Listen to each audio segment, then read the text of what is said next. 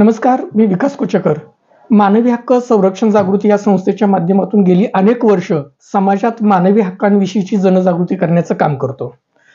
हे काम करत असताना आम्ही शासन, प्रशासन दरबारी अनेक अन्य अत्याचारित पीडितांच्या न्यायासाठी आवाज उठवला, त्यांच्याकडे पत्रव्यवहार करून त्याच्या न्यायाची मागणी केली.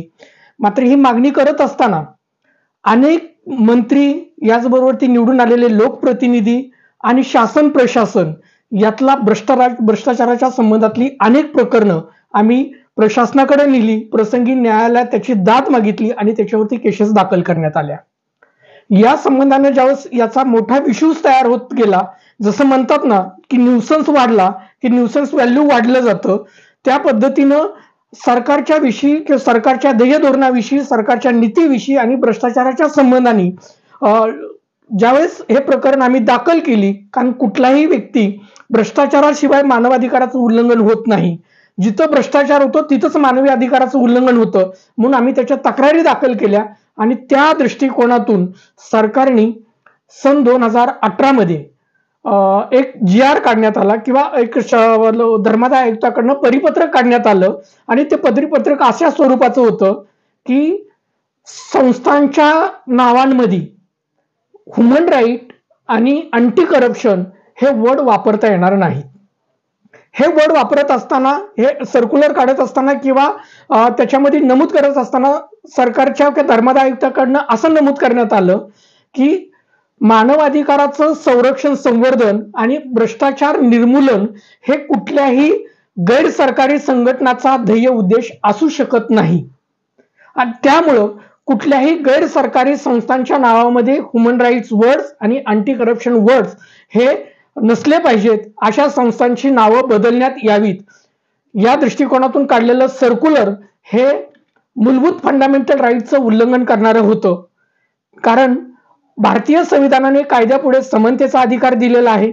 त्याचबरोबर ती संघटना स्थापण्याचं स्वातंत्र्य भारतीय संविधानाच्या आर्टिकल 19(1)(c) प्रमाणे देण्यात आलेलं आहे. आणि आर्टिकल 13 प्रमाणे मूलभूत मानवी हक्कांचा उल्लंघन करणारा कुठलाही कायदा केंद्र सरकारला किंवा राज्य सरकारला करता येणार नाही, हे संविधानिक तरतूद असताना देखील हे धर्मादाय आयुक्त यांनी काढलेलं सर्क्युलर हे फंडामेंटल राईटचं उल्लंघन करणारा आहे. म्हणून आम्ही मुंबई उच्च न्यायालयात या संबंधाने दाद मागितली होती आणि या दृष्टिकोनातून त्या केसची सुनावणी सुरू झाली होती. आम्ही याच्या अगोदरच्या व्हिडिओमध्ये आपल्याला बाईट करत असताना या संबंधाने कोर्टामध्ये जी केस दाखल केलेली होती याबाबतची माहिती आपल्याला दिलेली होती आणि मेहरबान कोर्टाने त्या संदर्भात अमेकिस क्युरी म्हणून माननीय सुप्रीम कोर्टाचे तज्ञ वकील अभय अंतुरकर यांची नियुक्ती करण्यात आली होती आणि त्या दृष्टिकोनातून 1 डिसेंबर रोजी मुंबई उच्च न्यायालयामध्ये या संबंधाने हेअरिंग झाली, सुनावणी झाली आणि या हेअरिंगमध्ये आमच्या संस्थेच्या वतीनं मी स्वतः पार्टीन पर्सन आणि माझे सहकारी डॉक्टर अभिषेक हरिदास या दोघांनी आम्ही पार्टीन पर्सन या बाबतची बाजू मांडली गेली. ही बाजू मांडत असताना आम्ही मेहरबान कोर्टाकडे हीच विनंती केली की भारतीय संविधानाने प्रत्येक नागरिकाला जर त्याच्या समक्ष कुठल्याही प्रकारचा गुन्हा घडत असेल, कुठल्याही प्रकारचं अन्याय अत्याचार घडत असेल तर त्याचं फंडामेंटल ड्युटीज देण्यात आलेली आहे की त्यांनी जवळच्या पोलीस स्टेशनला किंवा जवळच्या मॅजिस्ट्रेटला त्याच्या संदर्भातली वर्दी देणं. आणि मग आम्ही जर मानवी हक्काच्या दृष्टिकोनातून जनजागृतीचं काम करत आहोत आणि आमच्या समोर जर अशा पद्धतीचं निर्देशनास ही जर गोष्ट येत असेल तर शासनाला पत्रव्यवहार करणं, त्यांच्याकडे माहिती पुरवणं किंवा या संबंधाने उभारण्यात आलेली जी न्यायिक यंत्रणा आहे, जे मानव अधिकार आयोग नियुक्त करण्यात आलेल्या मानवाधिकार उल्लंघनाच्या संदर्भात त्याच्याकडे या तक्रारी पोहोचवणं हा कुठलाही कायद्याचं उल्लंघन करणारा नाही आणि असा आमचा ध्येय उद्देश असू शकत नाही. असं जे सरकारचं म्हणणं आहे हेच मुळात आमच्या मूलभूत मानवी अधिकाराचं उल्लंघन करणारं आहे. ही बाब आम्ही ती न्यायालयाच्या समोर निदर्शनास आणून दिली. त्याचबरोबर ती धर्मादाय आयुक्तांनी काढलेलं सर्क्युलर हे त्यांच्याकडे असणाऱ्या शक्ती किंवा कायद्याने त्यांना देण्यात आलेलं पॉवर्स याचा मिसयूज करणार आहे.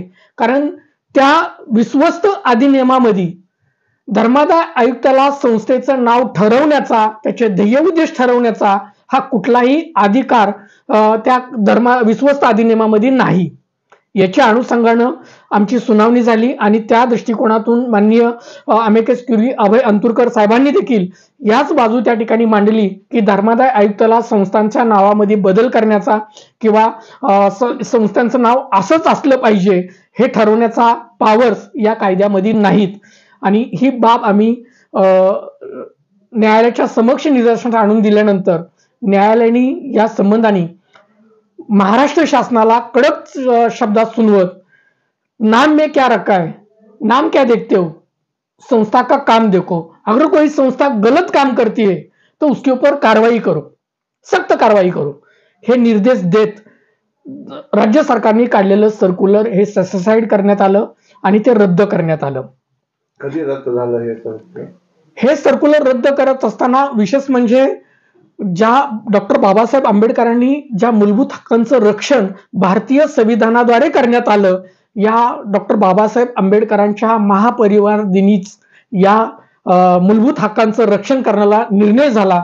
हे खरोखर ऐतिहासिक बाब आहे आणि सदर जजमेंट हे रिप्युटेड जजमेंट म्हणून बार अँड बेंच यासारख्या अनेक त्याचं पब्लिकेशन करण्यात आलेलं आहे आणि रिप्युटेड जजमेंट म्हणून त्याच्यात गणना करण्यात आलेला आहे. हा एक आमच्या संस्थेचा ऐतिहासिक निर्णय आहे.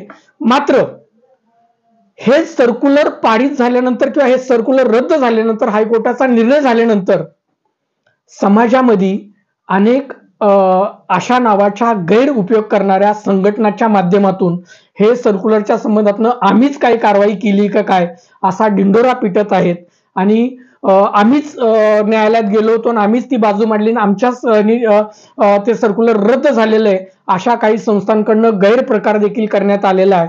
आणि म्हणूनच आज मी MD या न्यूज चॅनलला जाणीवपूर्वक विनंतीपूर्वक यांना विनंती केली की या संबंधाने आपण आपल्या भागामध्ये आपल्या प्रेक्षकांपर्यंत ही माहिती सत्यरित्या पोहोचवा की या पिटिशनचं दाखल करणारे याचिकाकर्ते म्हणून मानवी हक्क संरक्षण जागृती संस्था, माझे सहकारी डॉक्टर अभिषेक हरिदास आणि मी स्वतः विकास कुचेकर या दोघांनी पार्ट इन पर्सन हे प्रकरण आमच्या संस्थेच्या वतीने दाखल केलं आणि पार्ट इन पर्सन आम्ही त्या ठिकाणी बाजू मांडली गेली.